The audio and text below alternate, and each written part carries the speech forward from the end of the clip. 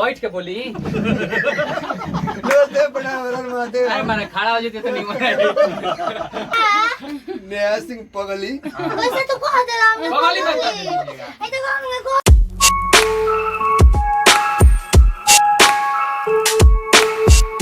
नमस्ते प्रणाम महादेव। बैठ के बोली नमस्ते प्रणाम महादेव। अरे माने खड़ा हो जाते तो नहीं मरे। देख ली ले बोले नहीं खिले तो कोनो बात नहीं बोली हम। हाँ बोली क्या बोली? ओए नमस्ते। हाँ अभी हमने के बानीजा वैष्णवी हाँ तो खड़ा बैठ के बताएं तब लोग बैठ के बताएगा वीडियो में और देखनी कितना बढ़िया कितना लोग कहने बा उठम तब भाई ले बताइए खड़ा होके बताइए खड़ा होके बताइए क्या आइल बा बोलो का नेहा सिंह पगली वैसे तो कह दे रहा हूं पगली बता दीजिएगा। ऐसे कहूंगा को दलन पगली तू साच के पगली कर दिए तो यहाँ का भी गाना भइला बहुत बढ़िया। नेहा सिंह पगली का आज पहला गाना हमने कहीं संजय का राइटर बानी पी.के. आर्यन जी और म्यूजिक डायरेक्टर राजेश गुप्ता जी और यहाँ के मोटू एंटरटेनमेंट यहाँ को चल रहा और आज एगो Facebook YouTube channel Neha Singh पगली ऑफिशियल यूट्यूब पर जाकर वो लोग सर्च करके देख सकते नहीं और ये चैनल पर हुआ पानी तो सीधे नेहा सिंह ऑफिशियल चैनल पर चल जाए। अबे जा दौड़ के जा दौड़ के जा वही पर गाना आवे वाला बा अब तो आएगा हैं? गाना ताले आ जाइए तो तुरंत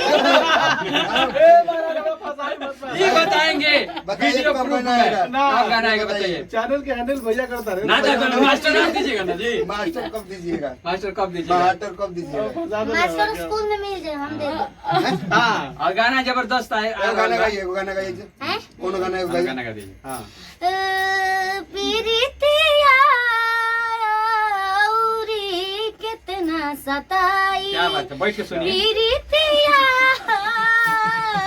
औरी कितना सताई दूसरा के नाम के मेहदी रचा के दूसरा के नाम के मेहदी रचा के भइलू चीज पराई अब कुर्सियाँ दे दी हो बैठ जा औरी कितना सताई ए संतोष पागल है जी बाड़े संतोष पागल अरे फूफा कोई ना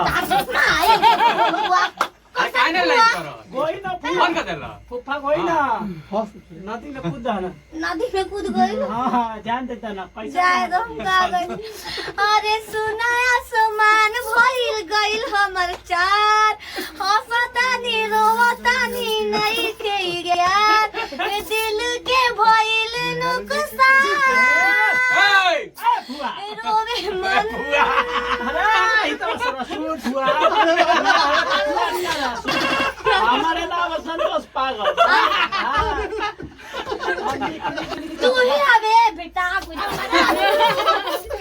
अच्छा, तो अबे सब लाइव चलतन में पर वीडियो रील हाँ तो ऊपर डिस्क्रिप्शन में लिंक दे देंगे इनके चैनल का नेहा सिंह पगली ऑफिशियल वो पर जाकर वो लोग यूट्यूब पर सर्च मार के भी इनका चैनल फॉलो कर ले यहाँ के बहुत अच्छा गाना आ रहा बा संतोष पागल के हम मेहरारू ना संतोष है पागल के हम मेहरारू ना है हाँ तो आओ तो सुने के मिली और आपको कॉमेडी सुनना गाना है तो जाइए हमारे YouTube चैनल पर सब्सक्राइब कर अब लीजिए खड़ा नेहा के सिंह बोली पगली राहुल official। बोला